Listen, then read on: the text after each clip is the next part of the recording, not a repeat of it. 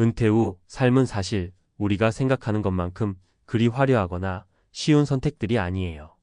여유롭고 자유롭게 여행 다니며 원하는 것만 하며 살아갈 거라고 꿈꾸지만 현실은 우리가 상상하는 것과 많이 다를 수 있습니다.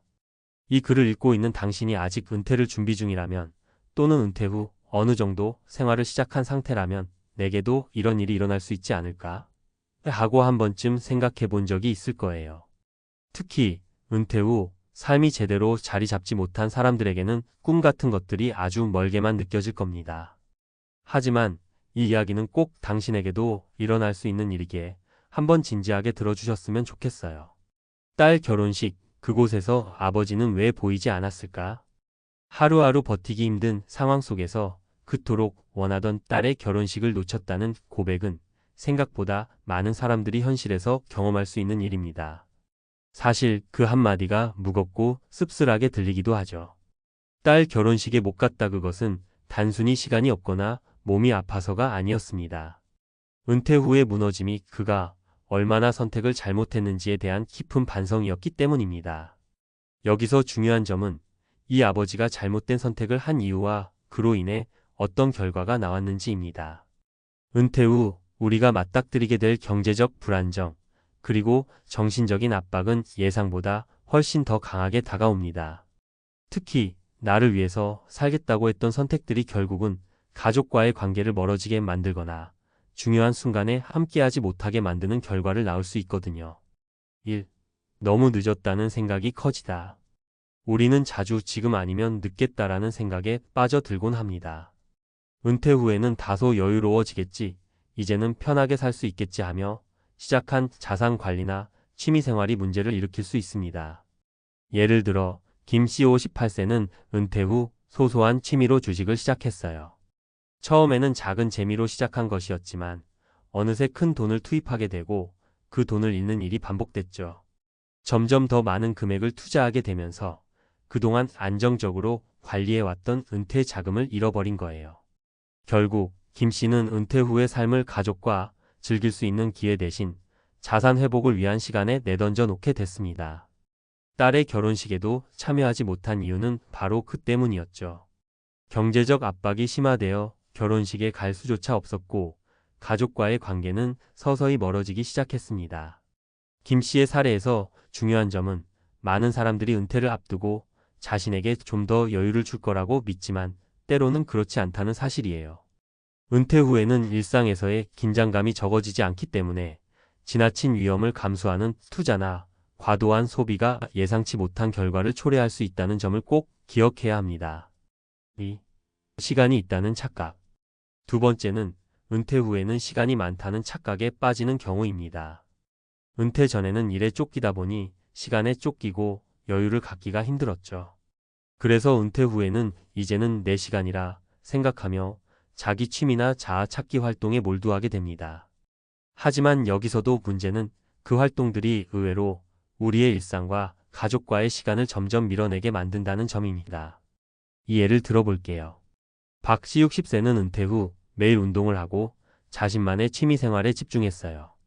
처음에는 몸도 좋아지고 정신적으로 리프레시가 된다고 생각했지만 문제는 이 취미가 가족과의 시간이 줄어들게 만들었다는 거였죠. 딸이 결혼 준비로 바쁘고 아내도 여러 가지 일로 힘들어하던 중 박 씨는 매일 운동과 취미에 몰두했어요. 결국 결혼식이 다가왔을 때 박 씨는 가족의 중요한 순간을 놓치게 된 거죠. 그가 자신을 위해 시간을 보내겠다고 한 선택이 가족과의 연결을 끊어놓았고 그 이후로는 다시는 돌아올 수 없는 거리감이 생겼습니다. 3. 나를 위한 선택이었지만. 마지막으로 소개할 사례는 바로 이 글의 주인공처럼 자신을 위해 시작한 선택이 결국 가족과의 거리를 만들었다는 이야기입니다. 이 씨 55세는 은퇴 후 자신만의 시간을 갖겠다고 결심하며 다양한 취미를 시작했어요. 그 중에서도 가장 중독된 것은 온라인 카지노였죠. 처음에는 재미로 시작했지만 점점 돈을 걸고 이기면 다시 더 많은 돈을 걸어야 한다는 강박이 생겼습니다. 점차 그는 나를 위한 시간을 즐기기 위해 그 모든 돈을 걸었고 결국 그 돈을 잃게 되었습니다. 자산이 없어지면서 생활이 힘들어지자 가족에게 더 이상 경제적 지원을 할 수 없었고 결국 딸의 결혼식에도 참석하지 못했습니다. 그가 나를 위한 선택이라고 생각했던 것들이 결국 모든 것을 빼앗아간 셈이었죠. 전문가적 시각, 은퇴 후 삶에서의 선택 신중해야 한다. 은퇴 후 생활을 준비할 때 가장 중요한 점은 지속 가능성을 고려한 계획을 세우는 것입니다. 은퇴 후 여유롭고 즐겁게 살기 위해서는 무엇보다 자신에게 맞는 안정적인 경제적 기반을 구축하는 것이 우선입니다. 대체로 은퇴를 준비하면서 자산 관리나 여가 활동에 집중하는 사람들이 많지만 그 과정에서 과도한 기대나 일탈적인 선택은 예상치 못한 결과를 초래할 수 있습니다. 우리는 은퇴 후에 다가올 자유로운 시간을 기대하지만 그 자유로움은 결국 우리가 그동안 이룬 경제적 기반 위에서만 안정적으로 꽃을 피울 수 있음을 잊지 말아야 합니다. 은퇴 후의 선택은 그만큼 신중하고 계획적이어야 하며 그 계획을 실현하기 위해서는 장기적인 안목에서 투자하고 자산을 관리하는 지혜가 필요합니다. 결국 은퇴 후 삶에서 가장 중요한 것은 현재의 나보다 미래의 나를 위한 선택을 하는 것입니다. 모든 선택에는 그에 따른 책임이 따르며 그 책임은 고스란히 우리와 우리 가족에게 돌아옵니다. 은퇴 후 행복을 꿈꾸는 사람들에게 이 글에서 전하는 교훈이 작은 도움이 되길 바랍니다. 은퇴 후의 삶에서 가장 중요한 것은 바로 계획적인 준비와 현실적인 접근입니다. 그렇다면 그 계획은 어떻게 세우고 은퇴 후 삶을 안정적으로 이어가기 위해 우리는 무엇을 해야 할까요? 은퇴 후에 정상적인 삶을 살기 위해서는 자신만의 경제적 기반을 구축하고 정신적, 신체적 건강을 유지하는 것이 필수적입니다. 전문가적인 시각에서 이에 대해 구체적으로 다뤄볼게요. 1. 은퇴 준비의 핵심 재정적 자립을 위한 전략. 은퇴 후 삶에서 가장 중요한 요소는 바로 돈입니다. 예전에는 직장에서 매달 월급을 받는 삶이었으나 은퇴 후에는 자신이 직접 관리하고 쌓은 자산을 통해 생활을 이어가야 합니다. 그렇기 때문에 은퇴 전부터 철저하게 자산 관리 계획을 세우는 것이 중요해요. 은퇴 준비는 단순히 적금과 보험만으로는 부족합니다. 조금 더 구체적인 준비가 필요합니다. 자산 배분 전략.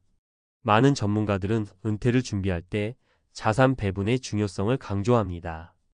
은퇴 후에는 투자 위험을 최소화하고 안정적인 현금 흐름을 유지하는 것이 우선입니다. 예를 들어 은퇴 후 20년을 계획하는 김 CEO 18세는 자산의 40%를 안정적인 채권과 예금, 30%는 주식에 투자하고 나머지 30%는 부동산이나 금 등 안전자산에 분배했습니다. 김 씨는 은퇴 후 20년 동안 안정적인 수익을 얻을 수 있도록 자산을 분배했고 주식 투자로 얻은 수익으로 자녀 교육비나 예기치 못한 비용을 충당할 수 있었습니다. 구체적인 수치와 투자 비율. 전문가들은 은퇴 자금을 준비할 때 은퇴 후 예상되는 생활비의 7,080% 정도를 목표로 자산을 축적하라고 권장합니다. 예를 들어 은퇴 후 매달 300만 원이 필요한 경우 최소 2억 원 정도의 자산이 있어야 안정적인 삶을 살 수 있다는 계산이 나오죠. 만약 예상보다 더 많은 금액이 필요할 수 있으므로 자산의 배분을 통해 예상 수익을 넉넉하게 잡는 것이 중요합니다. 팁. 자산 배분. 은퇴 전 57년 전에 자산 배분을 재조정하세요. 은퇴 후에는 높은 위험을 감수할 필요가 없기 때문에 안전한 자산으로 자산 구조를 바꿔야 합니다. 위험 관리. 고위험 고수익 자산은 은퇴 5년 전부터 최소화하세요. 대신 안정적인 자산을 늘려서 현금 흐름을 확보하세요. 2. 정신적 안정과 사회적 관계의 유지. 은퇴 후 삶에서 자주 간과되는 부분이 바로 정신적 안정과 사회적 관계 유지입니다. 직장에서 은퇴 후에는 직장 내 관계가 끊어지고 사회적 활동도 줄어들게 됩니다. 그 결과로 우울감이나 고립감을 느끼는 경우가 많아요. 실제로 은퇴 후 우울증과 정신적인 고통을 겪는 사람들이 많습니다. 구체적인 사례. 한 예로 60세가 된 박 씨는 은퇴 후 처음에는 마음대로 시간을 보내며 여유롭게 살 수 있을 것이라 생각했습니다. 하지만 시간이 지날수록 혼자서 보내는 시간이 길어지면서 우울감이 찾아왔고 결국 사회적 활동을 다시 시작하기로 했습니다. 박 씨는 매주 동네의 자원봉사 활동에 참여하며 새로운 사람들과 소통하기 시작했고 이를 통해 삶의 활력을 찾을 수 있었습니다. 사회적 연결 유지의 중요성. 정신적인 건강을 위해서는 일정한 사회적 연결과 대인 관계를 유지하는 것이 중요합니다.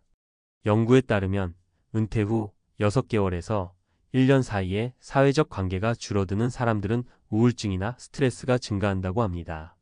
사회적 연결은 나이가 들어감에 따라 더욱 중요해지며 건강한 노후를 보낼 수 있는 중요한 요소입니다. 팁. 정기적인 사회활동. 은퇴 후에도 동호회나 지역 사회봉사활동 등 사회적 관계를 적극적으로 유지하세요.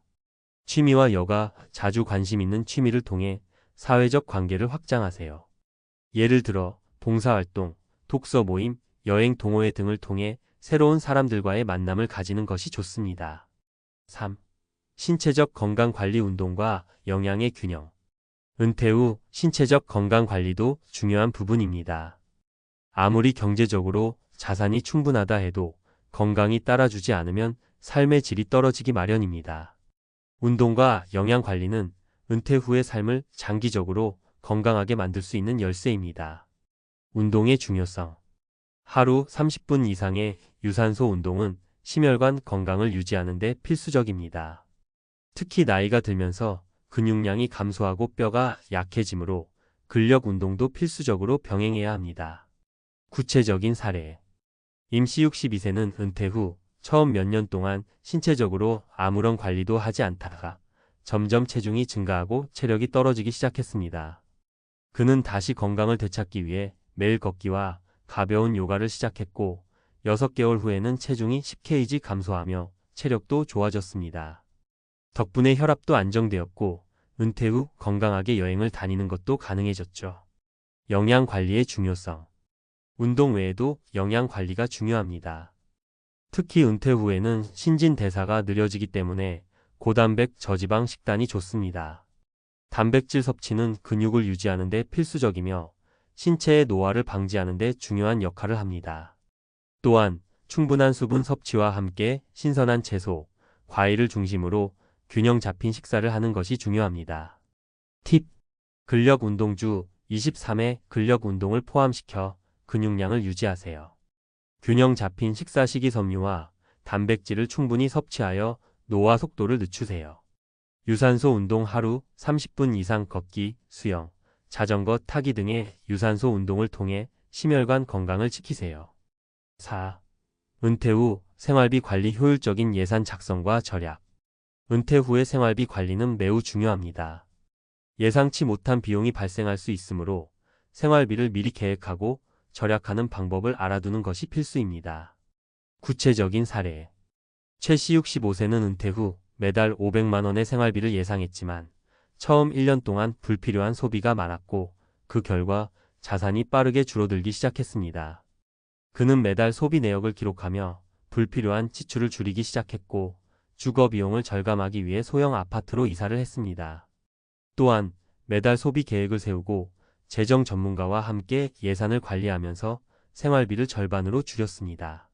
팁. 예산 관리. 은퇴 후에는 매달 예산을 세우고 꼭 필요한 지출 외에는 지출을 최소화하세요. 주거비 절감. 자산이 줄어들면 주거 형태를 변경하거나 생활비를 줄여야 할 필요가 있습니다. 마치며 은퇴 후 우리가 직면하는 어려운 상황을 충분히 준비하고 대비하는 것이 중요합니다. 은퇴 후 삶을 안정적으로 유지하기 위한 준비는 단기적인 목표가 아닌 장기적으로 가족과 자신을 위한 투자라는 점을 잊지 말아야 해요. 자산 관리, 정신적 건강 유지, 신체적 건강 관리, 그리고 효율적인 예산 작성은 은퇴 후 삶의 질을 결정짓는 중요한 요소들입니다. 이제는 준비된 자산과 함께 보다 안정적인 삶을 만들기 위한 지혜가 필요한 시점입니다. 은퇴 후 여유로운 삶을 꿈꾸기 전에 미리 준비해두는 것이 결국은 더 많은 행복과 여유를 가져다 줄 것입니다.